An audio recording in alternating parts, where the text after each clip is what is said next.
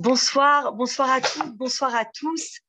Je suis ravie de vous retrouver nombreux à ce troisième shiur sur la Parashat Shavua tirée des enseignements du Rav Saks. Et ce soir, nous avons un intervenant très calé, David Pasder. Si, il faut le dire. Très calé. Deux fois très. Calé. Ok. Alors, un trait.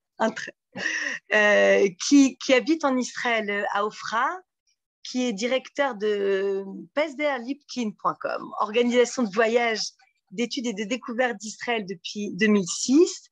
Et David est aussi, peut-être surtout, cofondateur d'un projet extraordinaire dont il vous parlera en quelques mots, Israel Learning Center, qui a pour vocation de présenter la réalité d'Israël dans 40 domaines, de façon non politique, religieuse ou polémique, et en montrant les processus qui ont permis à l'État d'Israël ce qu'il est aujourd'hui au travers de centaines de courtes vidéos. Je suis ravie que David intervienne aujourd'hui parce que le Rav Saks avait à cœur de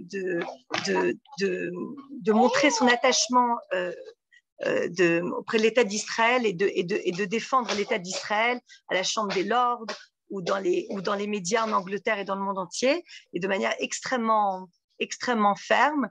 Et cette association des amis du Rav Saks, qui trouvera peut-être un autre nom, mais pour l'instant c'est celle-ci, c'est cette appellation, eh bien elle a vocation elle aussi à être un pont entre le monde francophone, donc en France, mais aussi en Israël. Et en ce sens, je suis très heureuse de constater que depuis 2 semaines, maintenant on est donc à la troisième séance, il y a autant de personnes qui habitent en Israël qu'en France. Donc David, je te laisse la parole tout de suite pour nous offrir un éclairage sur la Parashat Shemot. Bien, bonsoir à tous. Un grand shalom d'Israël. Depuis Ofra, je rappelle pour ceux qui ne le savent pas, c'est un village qui existe déjà en fait depuis plusieurs milliers d'années. Vous pouvez en retrouver la référence dans le livre de Josué, au chapitre 18, verset 21. Regardez bien, vous allez voir, c'est Ofra. Et en fait, nous sommes revenus à la maison. C'est un autre sujet. On va passer de secondes. Donc, bienvenue. Je suis également très content, heureux d'avoir été entre guillemets recruté par Judith à cette entreprise de diffusion de la pensée du Rav Saks, pour lequel j'ai pour ses écrits en fait une très très grande admiration, parce que il est en fait un petit peu comme un dernier des dinosaures, au sens où il avait un mélange assez extraordinaire, présentait un mélange assez extraordinaire, à la fois bien sûr de connaissances de la Torah, mais également en fait des matières profanes dans pratiquement tous les domaines, l'économie, la stratégie, la démographie, la philosophie, la psychologie. C'est assez extra.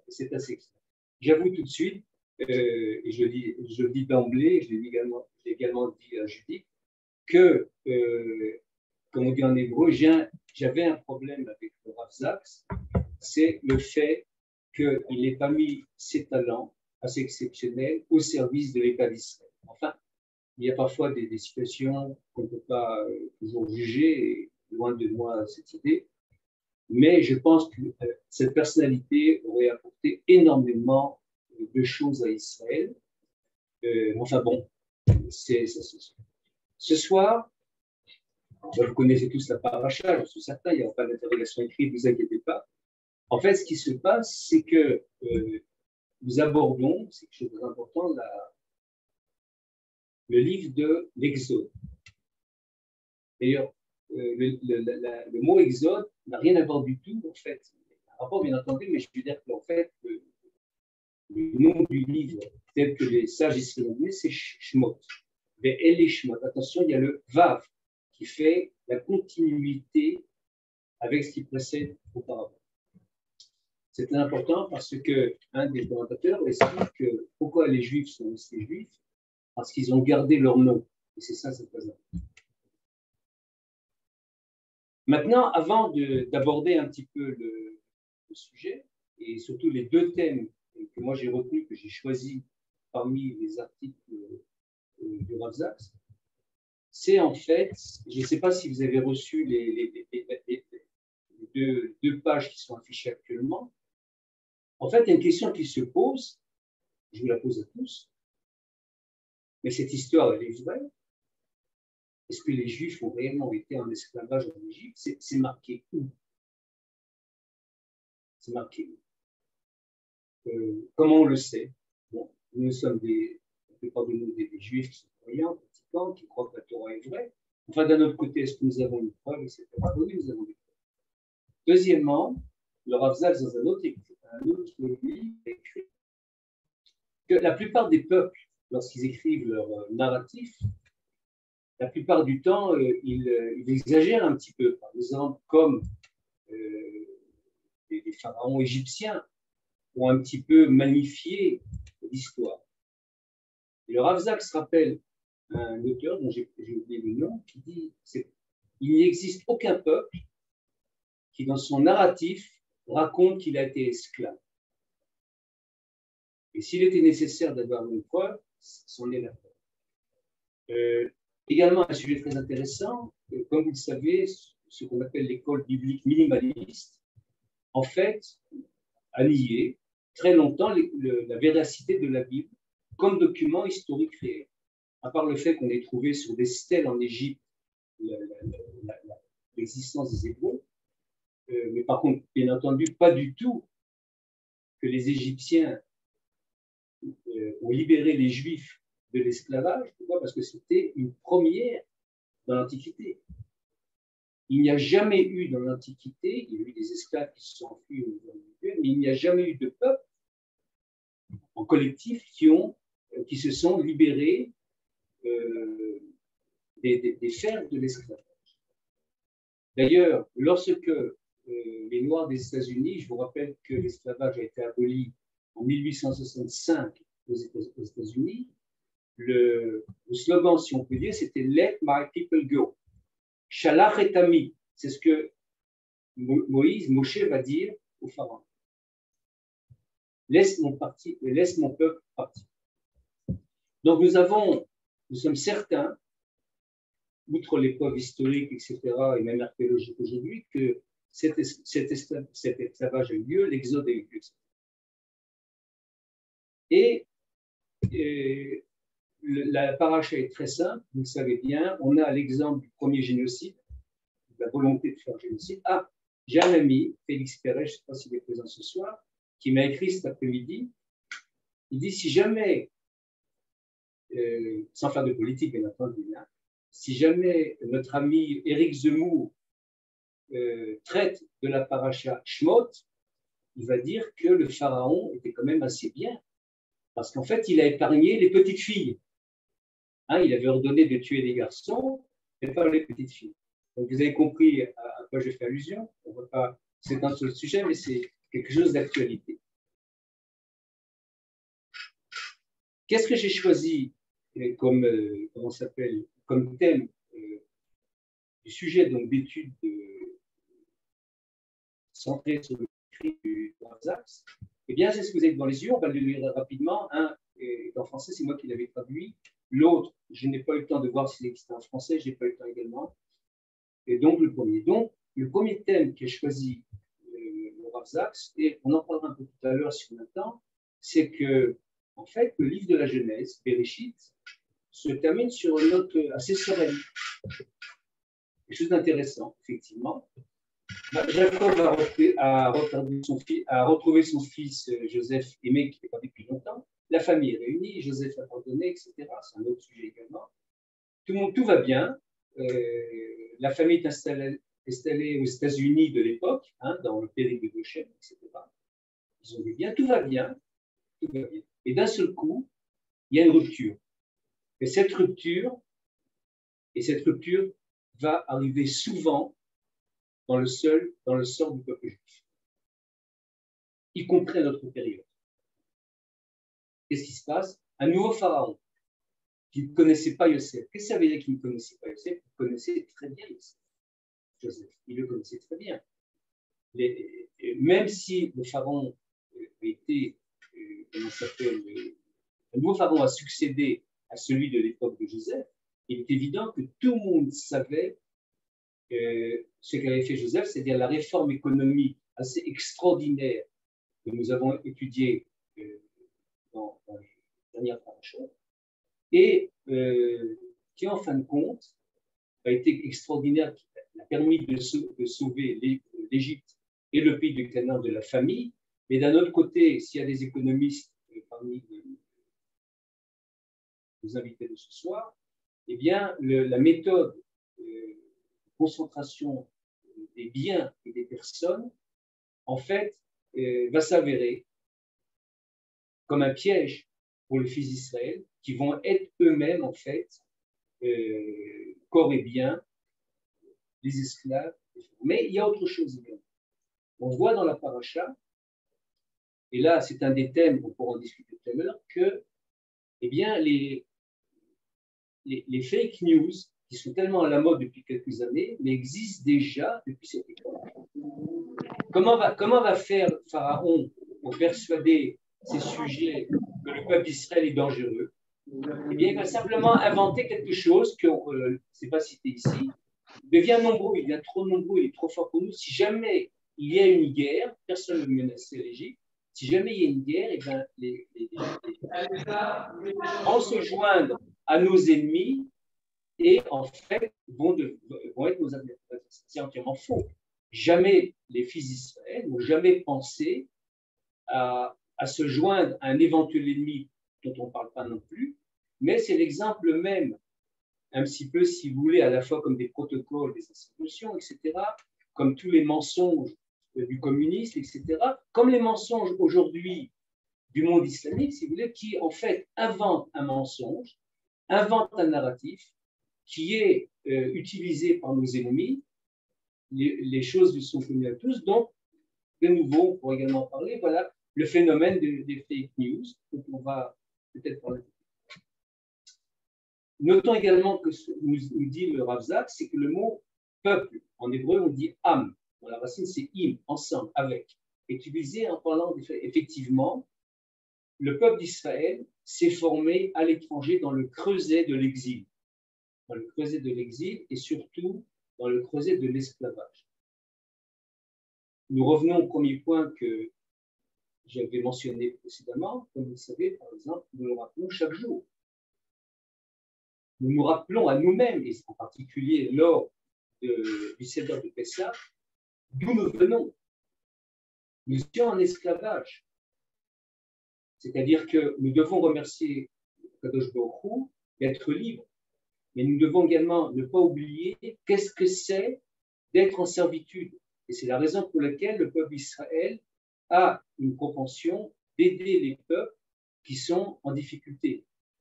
Les peuples, que ce soit une catastrophe naturelle, etc., dans le domaine de la médecine, on en parlera peut-être tout à l'heure. Quoi qu'il en soit, ce mécanisme d'oppression, comme l'écrit le Rav Zak en action, le travaux forcés. Le détail, on le voit dans la paracha, donc on le connaît. Et comme je disais à l'instant, donc le Rav Zak, évidemment, être juif, c'est ça, c'est de me souvenir. Mais autre chose, et là c'est un point fondamental, le peuple juif a une dynamique assez exceptionnelle, c'est-à-dire le peuple juif a le génie de transformer une difficulté en opportunité. C'est ça que ça veut dire être juif. C'est-à-dire que plus la situation est difficile, eh bien, jamais nous n'abandonnons la partie, jamais nous ne tombons dans le désespoir. C'est la vie, c'est l'histoire. Et chaque difficulté, chaque oppression, chaque crise, on en revient tout de suite, chaque crise devient l'opportunité d'une dynamique qui continue jusqu'à aujourd'hui et qui continue de façon, je ne vais pas dire exponentielle, mais du moins géométrique depuis la création de l'Israël. Je vais faire une parenthèse parce que ça rejoint le deuxième sujet dont parle le Rav Zaks, c'est en anglais, on le Rav, etc., c'est que en hébreu, dans la paracha qu'on lit là, on voit que le pharaon dit aux sages-femmes, qui sont en fait Myriam et Yochebed, leur dit que quand les femmes seront sur le fauteuil de l'accoucher, le fauteuil d'accoucher, tel qu'il est marqué ici, on dit ovnaim, c'est-à-dire en fait, c'est even, c'est deux pierres. Pourquoi? Parce qu'avant, apparemment, les femmes accouchaient sur en fait une espèce de chaise évidée, comme ça, c'est deux pierres. Ce qui est intéressant, le mot even en hébreu veut également dire av ve ben. Et la même racine de ben, qui veut dire bnia, la construction, signifie également une structure. C'est-à-dire qu'en fait, dans la conception juive, le fait d'avoir des enfants, puisque banim signifie à la fois garçon et fille, le fait d'avoir des enfants et en fait constitue la structure même, premièrement, de toute civilisation, mais en particulier, bien sûr, du peuple juif.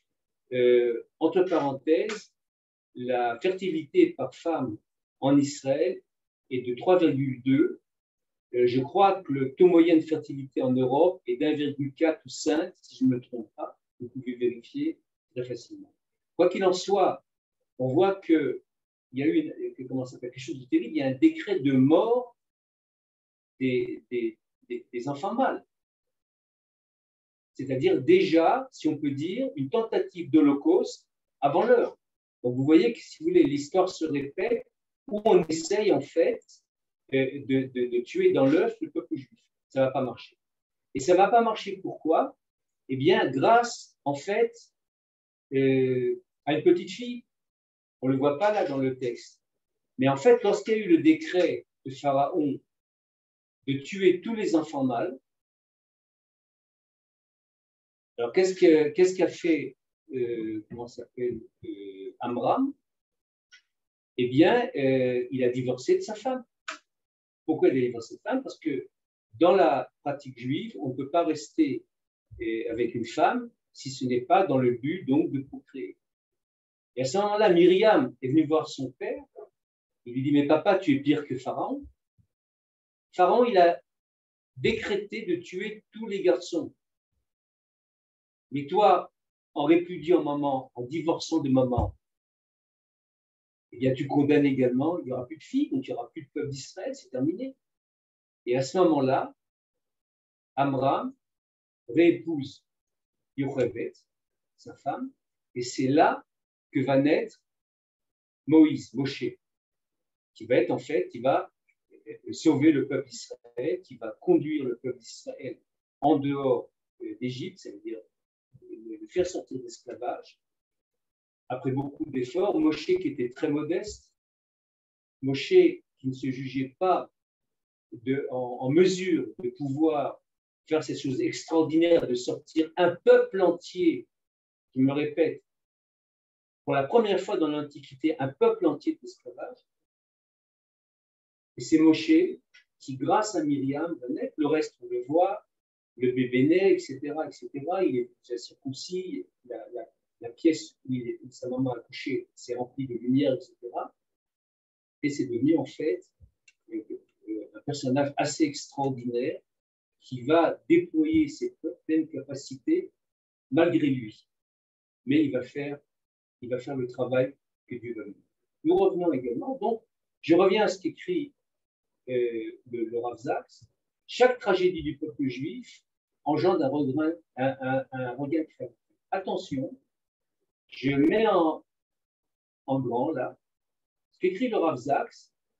Et de la pire tragédie en termes humains, l'Holocauste, la Shoah, est venue la Renaissance d'Israël, la plus grande affirmation collective juive de la vie depuis 2000. Je me permets de ne pas être d'accord avec le Rav Zaks. Pourquoi? Parce qu'en fait, la création d'Israël en 1948 n'est pas du tout la résultante de la Shoah, de l'Holocauste. Pourquoi? Pour deux raisons. On peut ne pas être d'accord. C'est vrai qu'il y a une concomitance de dates entre la fin de la Seconde Guerre mondiale et 1948. Mais en fait, 1948, c'était en fait le terme du mandat, une année après le terme du mandat britannique. Le mandat britannique qui avait été mis en place suite aux différentes décisions, comment s'appelle, comme par exemple la conférence de San Remo en 22, etc.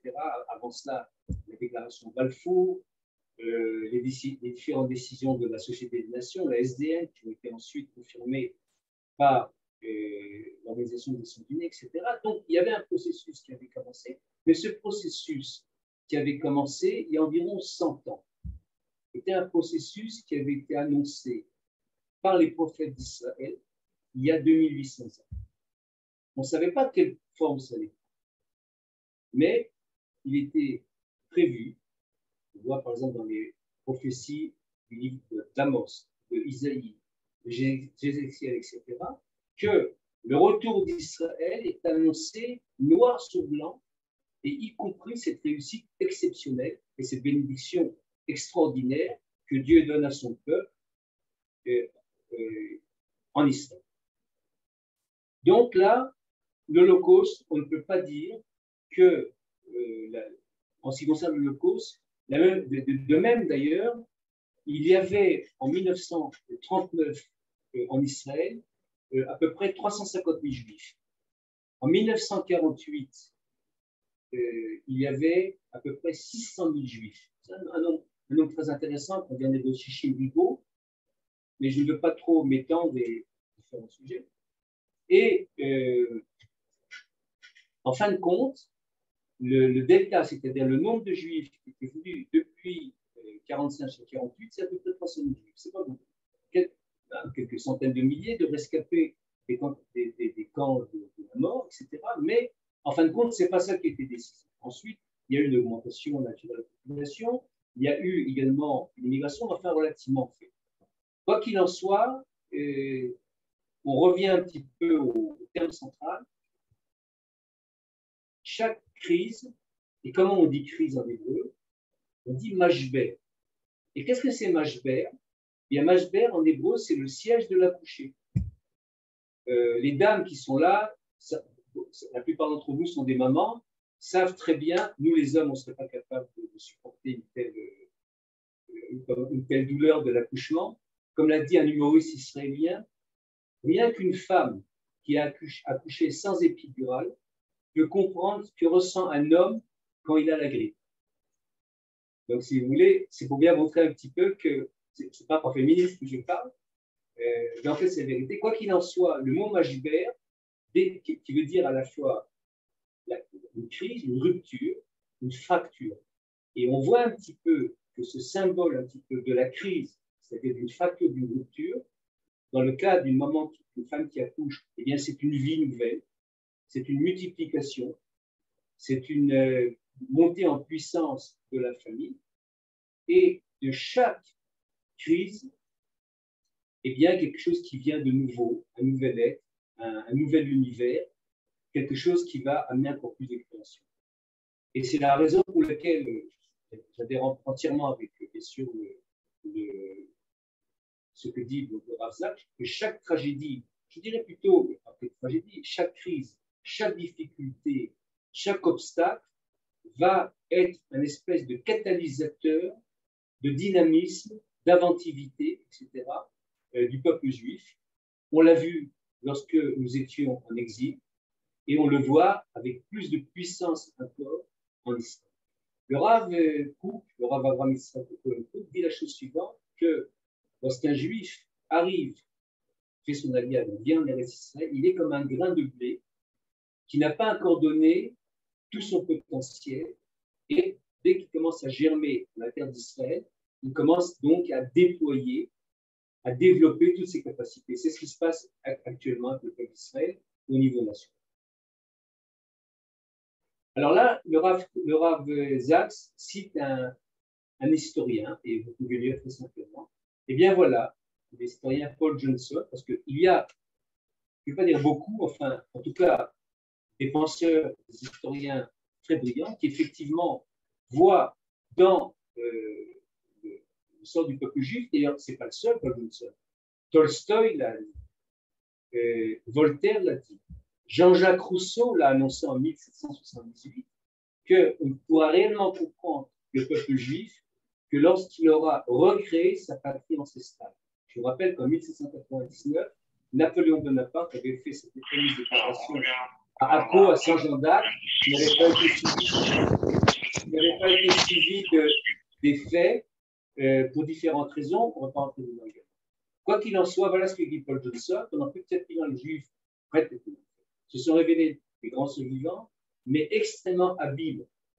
Hein, ce qu'on appelle la résilience aujourd'hui, à cette bateau société dans lequel ils avaient poussé et à rassembler tout pour vraiment qu'ils avaient offert. Aucun peuple n'a été plus fertile en enrichissant la pauvreté ou en humanisant la richesse, ou en transformant les malheurs ou les souffrances en productivité qui a été celle qu'il n'y a pas de pessimisme dans le peuple. Mais il y a quelque chose de profondément spirituel, mais aussi de très concret dans cette capacité à transformer les mauvais moments de la vie, en un stimulant. C'est comme si au plus profond de nous, il y avait une voix qui disait, vous êtes dans une situation aussi mauvaise soit-elle, car il y a une tâche à accomplir, il y a une compétence à acquérir, il y a une force à développer, une leçon à prendre, un mal à guérir, une parcelle de lumière à libérer, une bénédiction révélée, car je t'ai choisi pour rendre témoignage à l'humanité que la souffrance peut venir de grandes bénédictions si vous avec elle se fait avec une foi inébranlable. Et ce que rajoute le Rav Zaks, fin donc premier passage que j'ai choisi, un peuple dont on parle ainsi, c'est nous. Peut-être parfois blessés, comme Jacob, qui va être blessé dans le combat avec Esav, mais jamais vaincu. Pourquoi? Parce que le chemin, la voie que Dieu nous indique, c'est celui de la vie. C'est pour ça qu'on appelle Torah Traï. Voilà ce qu'il dit le Rav Zaks. Je pense que moi j'adhère à 100%, sauf le point de la Shoah. C'est très génial. Le deuxième passage que j'ai choisi, qui rejoint directement ce dont nous avons parlé il y a quelques instants. Je regarde l'heure, hein, Judith. On a commencé à 5, j'ai encore une minute. Donc, ce que nous explique là le Rav Zaks, si vous en parlez, c'est qu'il y a un petit épisode. Il appelle ça un petit épisode. Moi, je l'appelle un grand épisode qui mérite d'être vu comme quelque chose de très important, comme un virage, un tournant dans l'histoire de l'humanité. Il y a 2 héroïnes. On en a parlé, Shifra et Poa, Myriam et Yocheved. Hein, regardez sur Rashi, pourquoi on l'appelle Shifra et Poa, on l'appelle maintenant. Lui dit on ne sait pas qui c'est, on sait qui c'est. Par contre, effectivement, elle reçoit l'instruction, l'ordre de Pharaon. Et qui pouvait s'opposer à Pharaon? On sait très bien, on l'a vu déjà dans les parachutes précédents, lorsque, comment s'appelle, le maître échanson va oublier une mouche dans le verre de vin de Pharaon, ou lorsque, comment s'appelle, le maître pâtissier, le maître boulanger va oublier une petite pierre dans la pâte, on sait très bien ce qui se passe avec eux. Donc lui, il a donné un ordre avec, bien entendu, un contrôle très strict. Quand vous donnerez, en tant que sage-femme, vous donnerez naissance aux enfants, vous assisterez dans l'accouchement, eh bien, vous connaissez la chose. Si c'est une fille, vous laissez, sinon vous tuez le gars. Un ordre de tuer, c'est-à-dire déjà, comment ça s'appelle, un Hitler avant l'être, à la lettre. Et, bon, il y a une édition à Méadot et Ivriot, c'est ambigu, non, c'est pas le sujet. Mais là, ce qui est important, c'est autre chose. C'est la première fois, alors, la raison donnée par la Torah, c'est que les sages-femmes, Myriam et Poa, croyaient en Dieu, et bien entendu, n'allaient jamais faire quelque chose comme ça. Et c'est la première fois que quelqu'un, ce sont 2 femmes qui l'ont fait, c'est la première fois dans l'histoire de l'humanité que quelqu'un se lève contre l'empereur le plus puissant du monde entier. Il faut bien comprendre que l'Égypte de l'époque, c'était peut-être beaucoup plus puissant que les États-Unis aujourd'hui. Eh bien, ces 2 femmes vont faire ce qu'on appelle un acte de désobéissance civile et, au prix de leur vie, vont refuser de commettre un acte qui est amoral, non éthique et inhumain. Et c'est quelque chose. Et alors, ce qui est intéressant, c'est que le Rav Zaks, et là, c'est quelque chose de très intéressant, eh bien, il a fallu plus de 3000 ans pour que cette notion prescrivant qu'il est interdit d'obéir à une loi qui est amorale, pour que ce soit ancré dans le droit international. C'est-à-dire, c'est quelque chose d'assez extraordinaire. Pour nous, c'est très simple. Lorsqu'il y a un conflit, comme on le voit un petit peu en fin de ce texte, lorsqu'il y a un conflit entre la parole divine, les instructions que Dieu nous donne dans la Torah, et un disciple, c'est un être humain, eh bien c'est évident que c'est ce que Dieu nous enjoint qu'il faut réaliser. Donc on voit là, le Rav Zaks prend comme exemple, c'est très important, comme modèle, plus exactement, nous montre le modèle qu'ont constitué Myriam, Yocheved et Myriam, le courage qu'elles ont eu pour premièrement, Myriam, on l'a vu, pour persuader son père qu'il fallait absolument qu'il réépouse sa mère, et c'est comme ça que Moshe est né. Et deuxièmement, dans leur attitude inflexible, au risque de leur vie, eh bien, elles ont permis, si vous voulez, de donner au monde entier, ça fait 3000 ans, on le voit avec les procès de Nuremberg, où les nazis ont dit, mais nous n'avons fait qu'exécuter des ordres. Donc on voit très bien le conflit entre la morale et, comment ça s'appelle, la monstruosité de l'humanité, d'une certaine partie de l'humanité, qui n'est d'ailleurs pas finie. Voilà, j'ai tenu, je crois, dans les... Oui, c'est ça, 30 minutes, 33 minutes. Alors, maintenant, je reviens en arrière, mais là, je serais content que chacun exprime. Si vous voulez, voilà, les thèmes des discussions que je propose, mais ils ne sont pas du tout obligatoires. Eh bien, la gratitude de l'Égypte et des nations vis-à-vis de nous. Deuxièmement, on en a parlé un petit peu, thème, si certains veulent, comment ça s'appelle, développer, la femme à venir du peuple d'Israël, l'humanité. Je ne parle pas du tout en tant que féministe. Je parle simplement de façon la plus objective possible. Deuxièmement, le mashber, on en a parlé.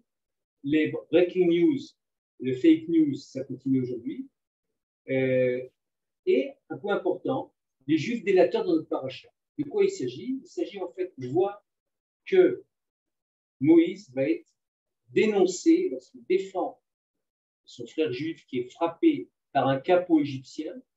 Ils vont être dénoncés par deux personnes dont vous connaissez le nom qui s'appellent Dathan et Abiram, qu'on va retrouver un peu plus tard dans le livre des Noms, lorsqu'ils vont faire de la sédition contre Moïse et Aaron.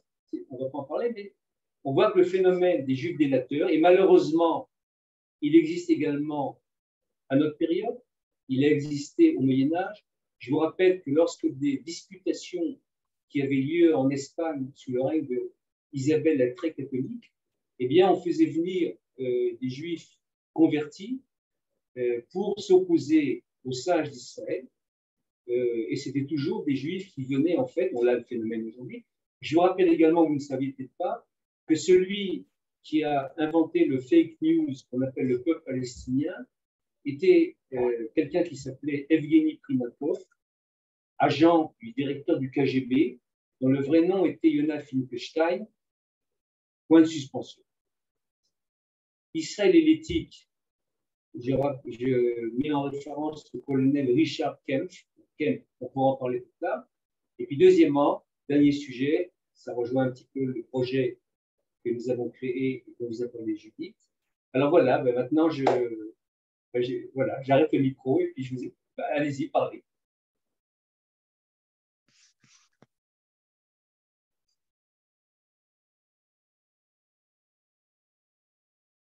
J'entends personne. Hop. Merci beaucoup, David, pour cet exposé très intéressant. ces deux grands... J'envoie la facture. Hein. Tu diras merci après. Ok. Ces deux grandes idées phares dans Shemot. C'est très, très intéressant. N'hésitez pas à participer, à poser des questions, à amener des références, des psukim. Voilà, ce shiur se veut interactif.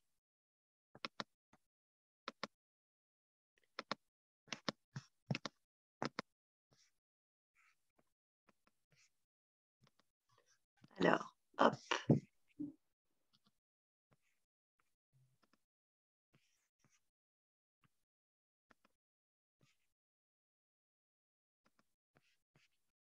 Comment est-ce que je vais enlever les micros? Alors, vous pouvez rallumer vos micros. Comment est-ce que je fais pour... hop là.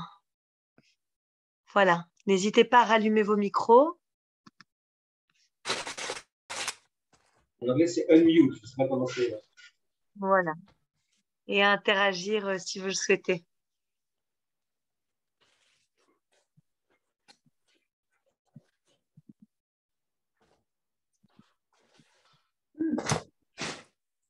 Que quelqu'un veut se lancer? Tara, je te vois avec un grand sourire. Peut-être.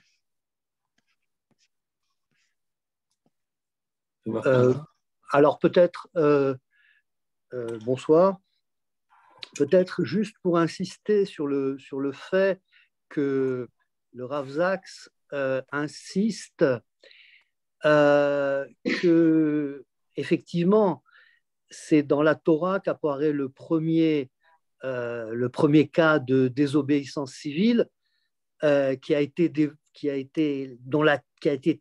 théorisé au XIXe siècle par Thoreau et que toutes les religions de l'Antiquité, et pas seulement de l'Antiquité, mais le christianisme est devenu ça aussi dans l'Ancien Régime, avaient pour objet de conforter l'ordre existant et de dire que les choses ne pouvaient pas changer. Et que le judaïsme prend en quelque sorte le contre-pied de cela en disant au contraire que les choses peuvent changer. Il le développe en particulier à travers la révélation au buisson ardent où Hachem lui dit Ehyeh Asher Ehyeh, je serai ce que je serai.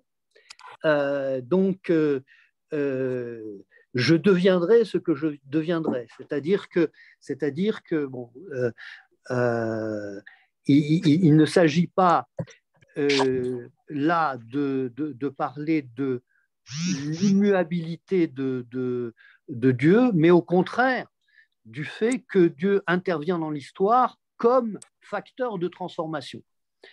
Et donc, c'est une grande innovation du judaïsme de montrer que les choses peuvent changer. Et c'est tout à fait dans cette direction-là que se situe la prise de position de Shifra et Puah,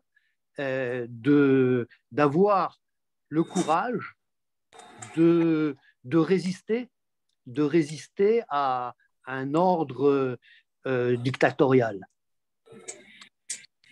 et oppresseur.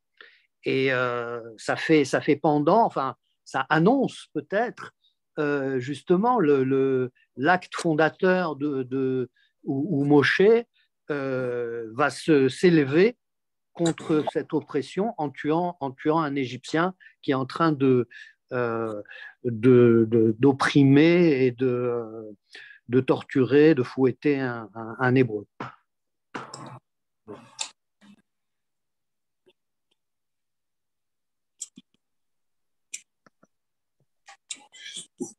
Bon. Pour rebondir sur ce que dit Norbert, David, comment tu expliques comme ça ce passage, en fait, cette fracture un peu du texte entre l'héroïsme de Moshe Rabbeinu et de toutes ces femmes qui s'opposent, et d'un coup, d'un seul, on passe à ces délateurs. C'est assez choquant dans ce qui est donné à voir du peuple d'Israël en termes de posture. Puisque tu évoquais comme un des sujets, comment voilà, cette vision du juif délateur versus le juif héroïque qui s'oppose. Alors, je peux donner ma vue des choses, mais peut-être que quelqu'un parmi l'assistance peut lui-même donner une réponse. C'est ce que j'aimerais. Bon, écoutez, je vais vous donner ma vue des choses. C'est le fait qu'elle est exacte, et on peut ne pas être d'accord avec elle. En fait, voilà, le professeur Yehuda Elitzur, qui n'est pas le plus connu du public francophone, était un professeur de l'université de Bar-Ilan, en Israël. Et il a écrit quelque chose, il y a 50 ans à peu près, il a fait un calcul, qu'à partir du nombre de juifs, les hommes de 20 à 50 ans, qui étaient ce qu'on appelle le Mahamad Ar-Sinaï, c'est-à-dire au don, lorsqu'il y a eu le don de la Torah au Mont Sinaï, il y avait Shishim Ribo, 600 000 hommes, plus de 20. Si on étudie bien le Rashi de Shemot, on voit que chaque femme en Égypte faisait à chaque grossesse, à chaque naissance, des sextuplés. C'est-à-dire qu'on peut penser que lors du don de la Torah, il y avait environ, c'est pas compliqué, hein, une famille, c'était la cellule familiale, c'était 8 personnes.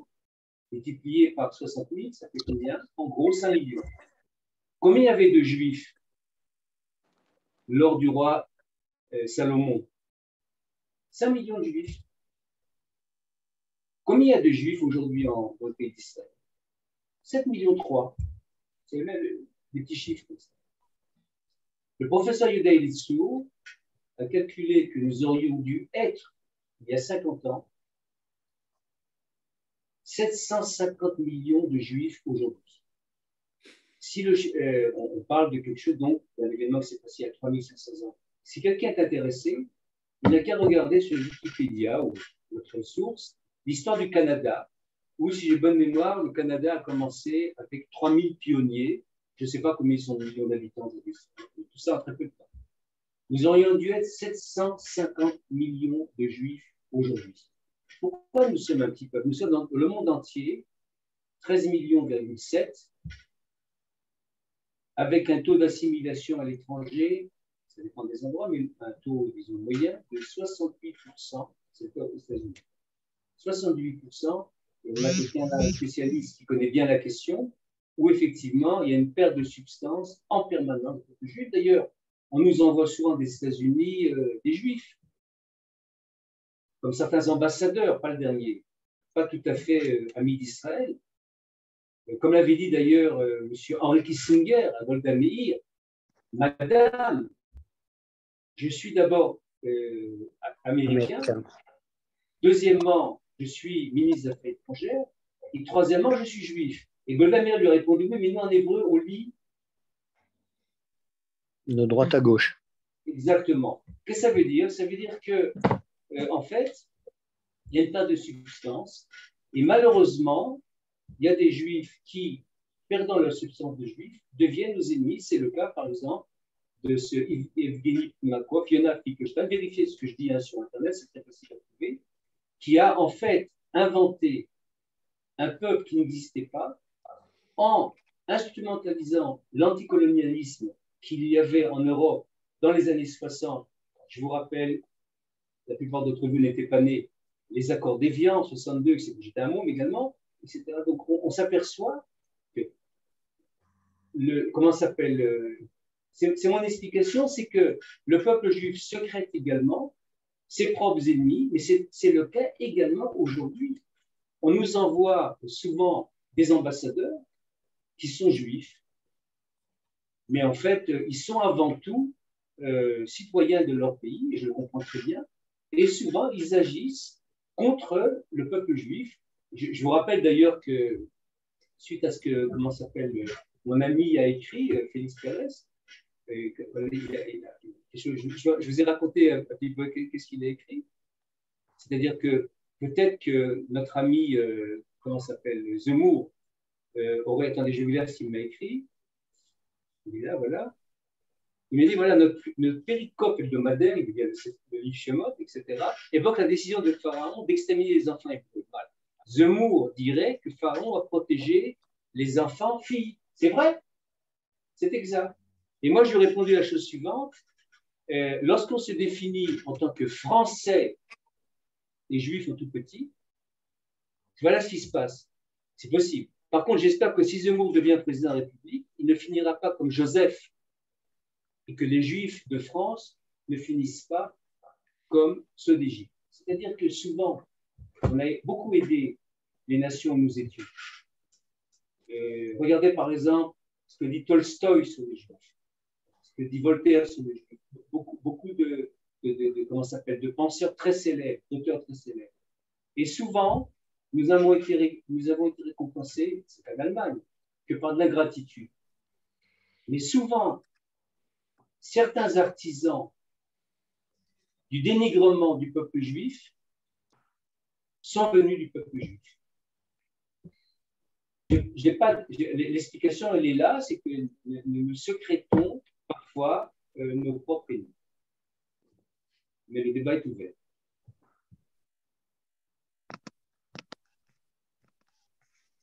Je ne sais pas comment on prend la parole et s'il faut lever la main ou bien… Norbert, tu peux. Bien. Je vais apporter une autre contribution, je ne veux pas monopoliser non plus, mais je ferai référence au discours de la servitude volontaire de la Boétie, où il explique que, en fait, le meilleur outil d'oppression, c'est de s'assurer la coopération des opprimés. Et c'est la seule façon qui est pour un système de perdurer, pour un système oppresseur de perdurer, c'est de rentrer en quelque sorte dans la psychologie des opprimés qui acceptent eux-mêmes leur oppression. Hein? Et c'est pour ça qu'effectivement, dans les pays totalitaires, tout le monde participe. Les gens ont dit aussi, même dans les camps de concentration, il y avait très peu finalement de gardiens et très peu de SS. Et là, on le voit également dans le peuple hébreu qui est sorti d'Égypte, puisque même une fois sorti, à de multiples reprises, hein, ils sont découragés et ils disent on va retourner en Égypte, ici on va mourir, c'était mieux en Égypte, ils disent. Il valait mieux être en Égypte parce que là on avait non seulement la sécurité de l'emploi, mais la sécurité de l'alimentation, on avait des marmites de viande, etc. Et donc, ils avaient intégré leur qualité d'esclave. Hein. Et en fait, c'est pour cela, sans doute, que le périple dans le désert a duré tellement longtemps, a duré 40 ans, jusqu'à ce qu'une nouvelle génération qui est née libre puisse grandir et rentrer dans la terre de Canaan. Mais dans le désert, Moshe a eu beaucoup de difficultés avec un certain nombre de personnes du peuple, en particulier Dathan et Aviram, qui d'après le Midrash étaient toujours les meneurs de ce genre de revendications, de rester dans une condition d'esclave. Et c'est pour cela qu'effectivement, Moshe, depuis le départ, a été dénoncé par celui-même qui l'avait sauvé, paradoxalement, hein, puisqu'il n'y avait personne d'autre. Quand il a tué l'Égyptien, il a sans doute été dénoncé par celui qui l'avait sauvé, parce qu'il était dans la mentalité de l'esclave. C'est-à-dire, c'est un peu ce que disait Manitou en disant il fallait non seulement sortir les Juifs d'Égypte, mais il fallait sortir l'Égypte des Juifs. Voilà. Zach.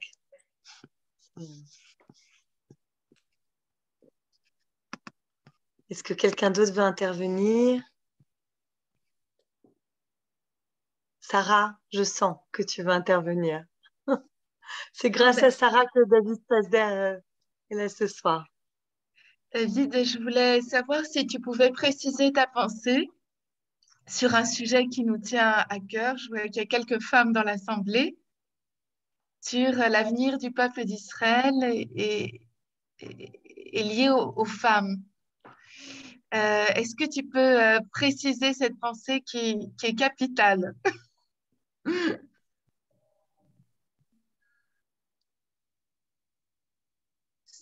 Enfin, c'est un peu compliqué parce que ça joue un petit peu la sociologie.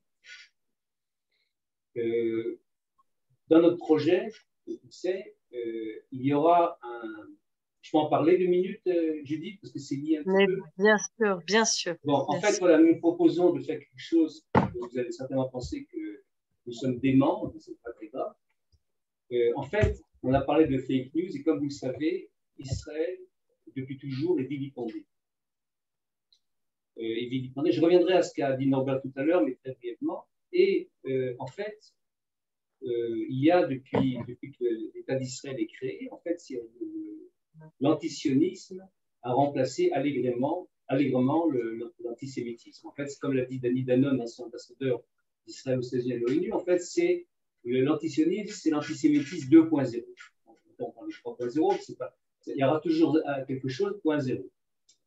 Et dans notre analyse, nous apercevons qu'en fait, l'État d'Israël aussi le fait, il doit le faire, sans arrêt en train de se justifier, d'expliquer son existence, de demander presque pardon qu'on existe, qu'on est là, qu'on réussit, qu'on contribue à l'humanité.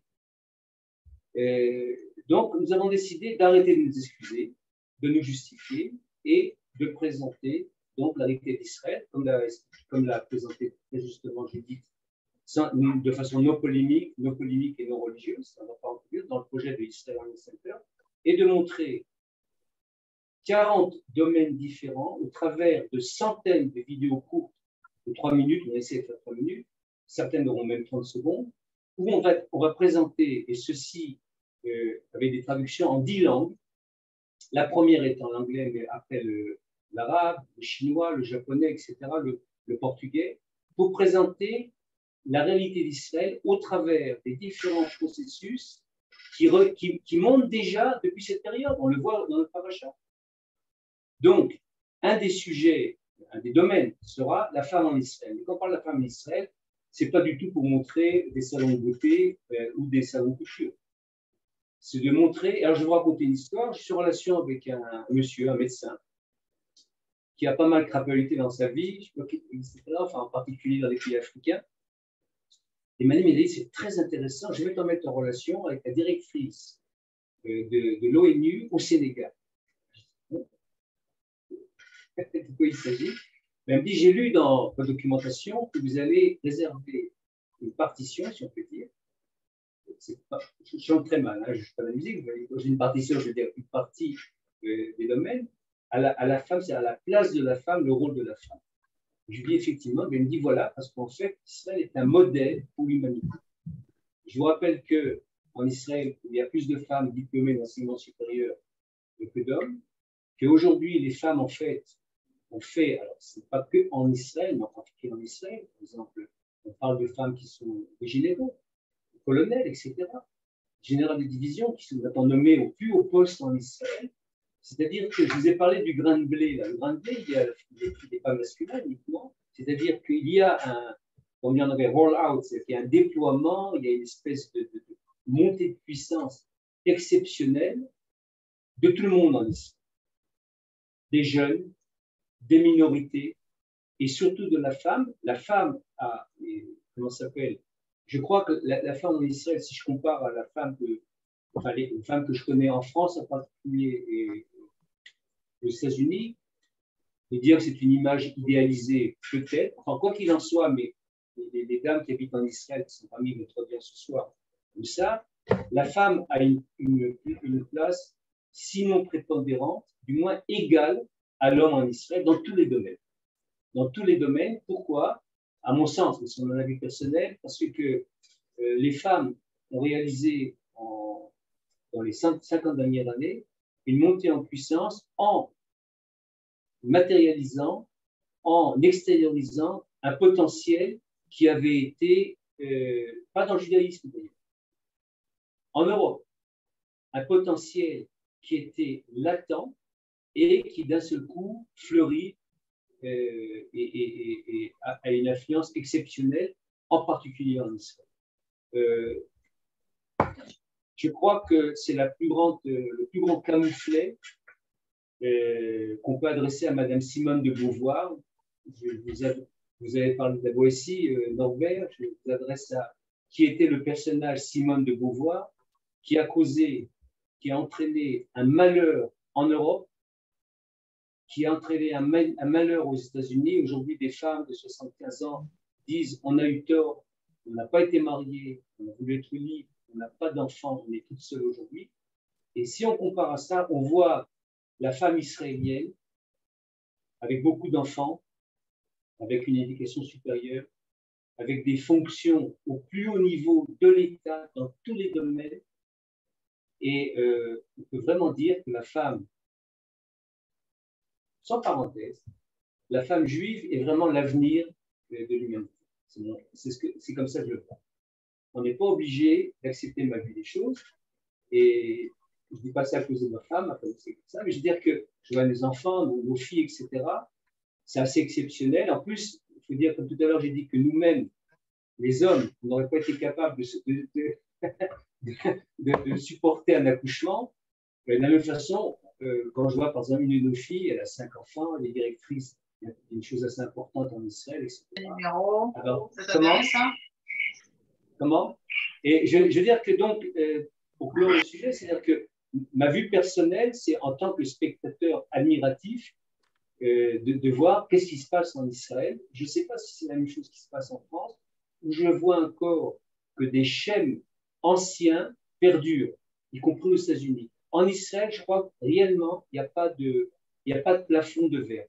Hein, mais je crois que c'est nos amis qui sont israéliens aujourd'hui qui peuvent mieux en témoigner que moi.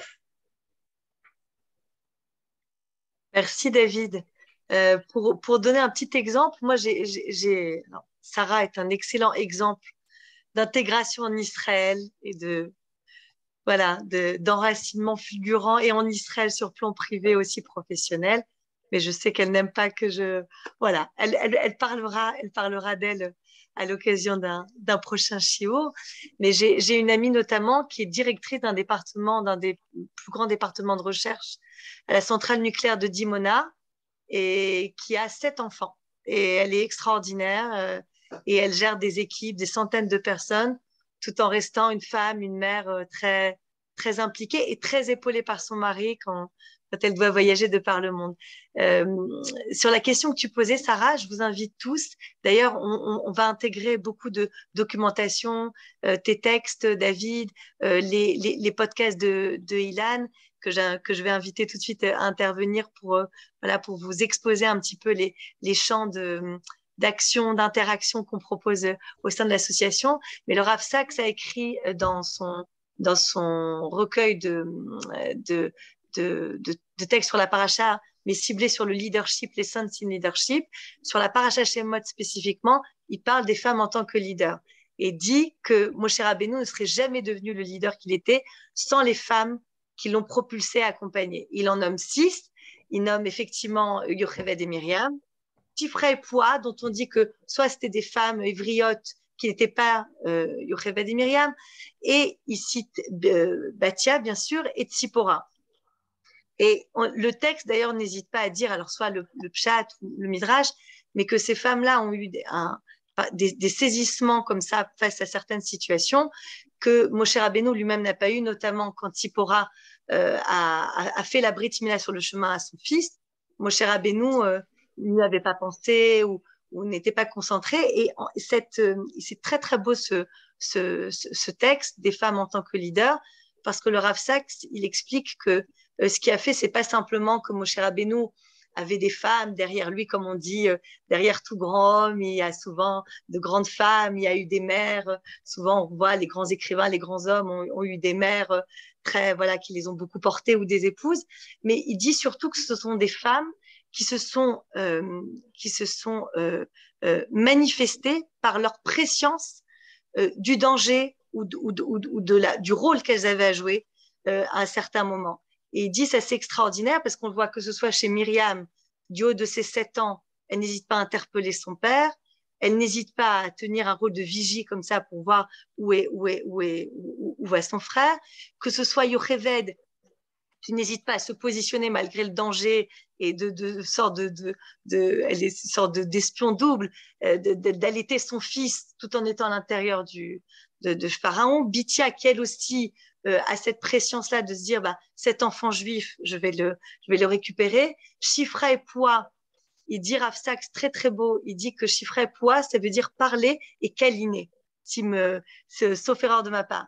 Il dit que ce qui est extraordinaire, c'est qu'il y a 3000 ans, les femmes juives ont initié ce que Françoise Dolto a découvert au milieu du XXe siècle, à savoir que les enfants n'étaient pas des objets, ils étaient des sujets. Et un enfant est un sujet quand on lui parle et quand on le touche. Et donc voilà. Et donc Tzipora, bien évidemment, son épouse. Donc ça, c'est un texte qui est très très très très, très beau, très très très édifiant. Alors l'heure tourne et c'est passionnant, on pourrait rester encore très longtemps, mais j'invite Ilan qui est déjà d'ailleurs, on va être un binôme à la tête de cette association qui j'espère deviendra grande. En tout cas, votre constance et les nouveaux participants attestent de l'intérêt pour ces shiurim. L'idée, c'est véritablement que cette association fédère toutes les initiatives de diffusion des œuvres et des actions du Rav Sachs. Et Ilan, si tu veux expliquer un petit peu de quoi il s'agit ou faire aussi un partage d'écran, vous allez voir, Ilan a de manière très rigoureuse et créative trouvé 4 pôles au sein desquels je pense que beaucoup de personnes se retrouveront ou souhaiteront intervenir. Merci, je te passe la parole, Ilan. Merci beaucoup. David, aussi, merci pour l'intervention d'aujourd'hui. J'aurai la responsabilité de faire le cours la semaine prochaine. Donc, tout ce que je vois depuis maintenant 3 semaines est tout à fait inspirant. Et donc, j'espère que ce sera aussi intéressant la semaine prochaine. Pour ce qui est de l'association, comme Judith vous l'a dit, on discute quasiment au quotidien, Judith, depuis 2 semaines. On échange sur les projets, on échange sur comment structurer vraiment cette association de manière à ce qu'on... C'est très, très intéressant de se retrouver de manière conviviale le jeudi soir. Je pense que c'est le bon moment dans la semaine. Mais on aimerait aller plus loin et rester dans cet objectif de diffuser la pensée du Rav Sachs au public francophone. Donc, on s'est réunis cette semaine avec Judith et on a réfléchi à quelle activité, quel pôle on pouvait mettre en place. L'objectif pour nous n'est pas de dire ce qu'il faut faire, mais plutôt de donner envie à chacun de s'impliquer dans les pôles que nous avons commencé à définir. Premier pôle, je vous explique un petit peu de quoi il s'agit et après je vous dirai comment vous pouvez y participer. Premier pôle, le pôle, j'allais dire pédagogie. L'objectif est de travailler autour des ressources existantes du Rav Sachs et de les proposer non seulement à un public, j'allais dire, dans l'éducation formelle, dans les écoles, donc de travailler autour de ça, et aussi dans l'éducation informelle, dans les mouvements de jeunesse, de voir comment on peut diffuser cette pensée qui nous semble tout à fait pertinente pour nos jeunes, qu'ils soient en école juive ou pas, donc on retrouve aussi dans les mouvements de jeunesse. Donc ça nous paraît tout à fait intéressant. Donc il y a un premier pôle qu'on propose de développer autour de la pédagogie. Deuxième pôle, le pôle, j'allais dire, événement. La paracha de la semaine est un événement, mais il y en a d'autres qui vont arriver dans les semaines, dans les mois à venir, notamment On a un événement qui va avoir lieu notamment à Limoud. On a été contacté pour Limoud en 2022 pour présenter un petit peu l'œuvre du Rav Sachs. Voilà un événement sur lequel il va falloir travailler. Ça peut être des cycles de réflexion, des séminaires aussi. Voilà, tout ce qui est autour de l'événementiel, on propose d'avoir un pôle autour des événements. Troisième pôle, qui est un pôle qui est plus autour de, j'allais dire, développement de l'association, où on va insister sur deux dimensions. La dimension communication, comment mieux communiquer, comment mieux se faire connaître autour de cette association, et un pôle, j'allais dire, de recherche de fonds. Une fois que les projets sont lancés, on peut tout à fait commencer à chercher des fonds. Et je pense que les différentes fondations, que ce soit en France, en Israël et même, j'allais dire, dans le monde anglo-saxon, pourraient tout à fait être intéressés par ces projets qu'on va lancer. Et le quatrième pôle, qui est peut-être le pôle qui demande du travail à plus long terme, j'allais dire, c'est le pôle œuvre. Comment traduire aujourd'hui des œuvres majeures du Rav Sachs, avec toutes les dimensions que ça implique, la traduction, la relation avec les ayants droit, etc., etc. Voilà 4 pôles sur lesquels on va se développer. Bien sûr, les pôles sont interdépendants les uns des autres. Il va y avoir du travail en commun, on n'est pas isolés, chacun se met où il veut. Et pour voir si vous avez peut-être des idées, si vous avez des gens qui veulent intégrer ces pôles, si vous-même voulez intégrer ces pôles, on a créé un petit sondage. Je vais vous mettre le lien dans le chat, vous allez le voir tout de suite apparaître. Voilà. Et je vous propose donc de remplir ce formulaire qu'on va recevoir. Et ensuite, on verra comment travailler, comment mettre en place ce travail. Je le répète, cette association, c'est la vôtre. C'est celle des gens qui sont touchés par la pensée du Rav Sachs, qui ont envie de la diffuser.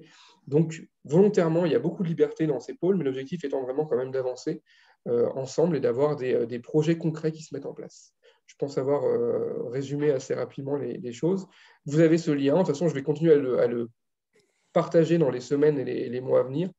Et peut-être une dernière chose, avant de redonner la parole à Judith, n'hésitez pas à diffuser cette association qui est en cours de création, de manière à avoir le plus de personnes possible, le plus de qualité possible, le plus de compétences possible aussi, de manière à pouvoir être le plus efficace possible, parce que la pensée du Rav Sachs compte pour nous, parce qu'elle est essentielle, je pense, dans le monde que nous connaissons aujourd'hui, avec toutes les autres pensées et de nos rachamim et de nos j'allais dire, penseurs contemporains. Voilà.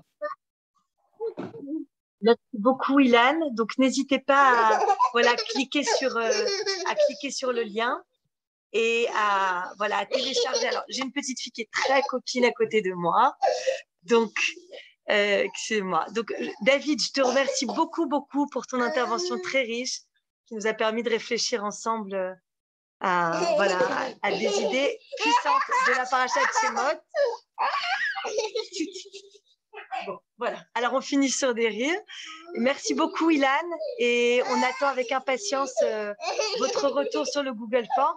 Je vous dis à la semaine prochaine pour la paracha Vaera avec Ilan, dont on diffusera sur la page Facebook les podcasts qu'il a déjà fait sur l'enseignement du Rav Sachs. Voilà. Merci, David. Shabbat shalom à tous. Shabbat shalom. Shabbat shalom. Shabbat shalom. Shabbat shalom.